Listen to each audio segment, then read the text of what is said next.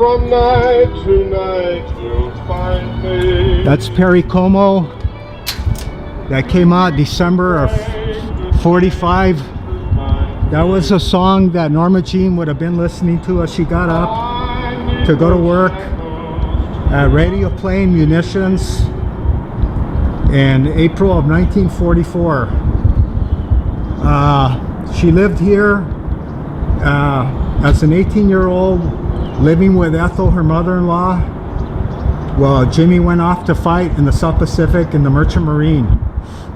I wanted to capture this for posterity's sake, for you Norma Jean fans all over the world, because they're going to tear this house down.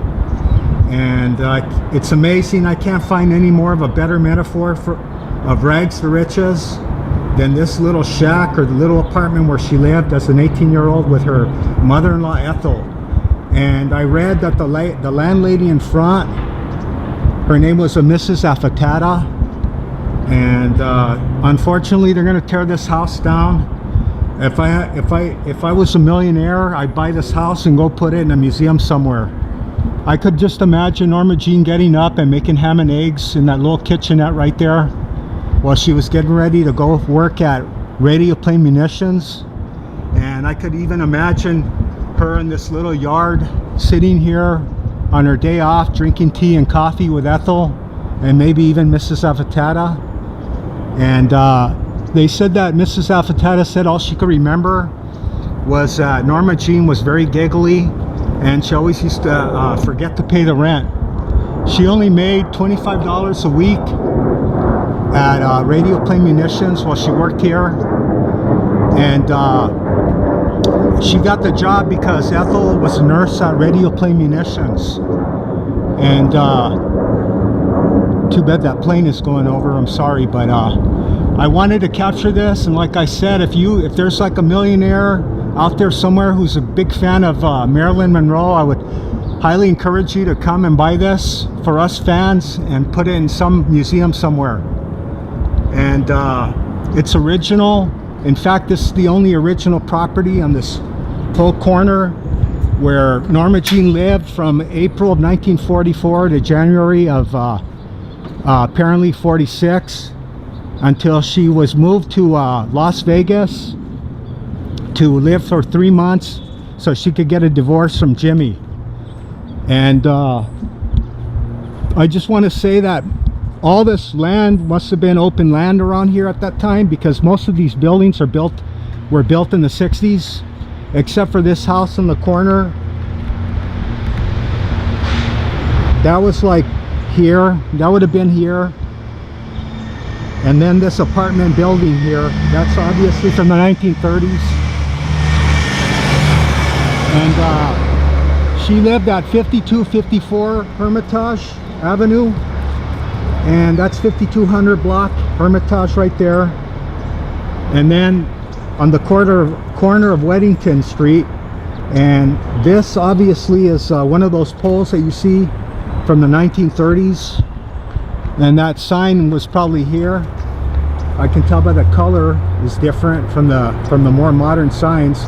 And I could just imagine Norma Jean standing here, maybe talking with her girlfriends on her day off, maybe leaning against this pole.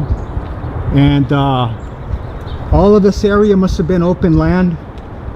And I'm going to give you fans all over the world a pretty good zoom shot of the front house. And I could just imagine Norma Jean paying her rent to Mrs. Affetata right here, and possibly sitting up front on that porch with her, and maybe even sitting in this grass, or maybe picking flowers maybe. And too bad they're going to tear this down. I wish somebody would buy this property and put it in a museum somewhere. And I just want to say, this is where Norma Jean was discovered. This is where she worked at the munitions factory, where they took the photograph of her that was supposed to be in the magazine Yank, which was never published. But she got jobs as a model at the Blue Book modeling agency right after that. And then she started calling in sick. And then they finally sacked her from that job at munitions, at Radio Playing Munitions.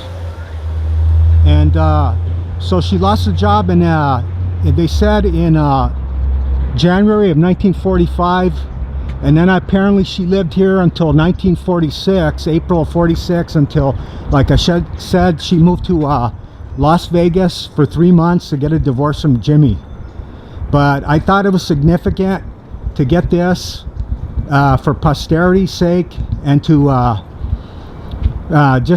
just to memorialize this place. This is where Norma Jean was discovered, and of all the places where she lived, this is the most significant to me, and to most, it should be to most Norma Jean Dougherty fans, or who would become Marilyn Monroe.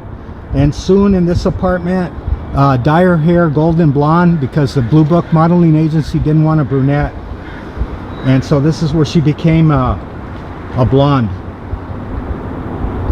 And it's amazing how many people she has influenced, even up to modern times. Madonna, she was a Marilyn Monroe clone, and Lady Gaga seems to me like she's totally into her style, her blonde hair. And then Gwen Stefani, I think she's a Marilyn Monroe clone. Okay, well, we'll never forget you, Norma Jean, and hopefully you're in peace somewhere. And thank God there was a Marilyn Monroe.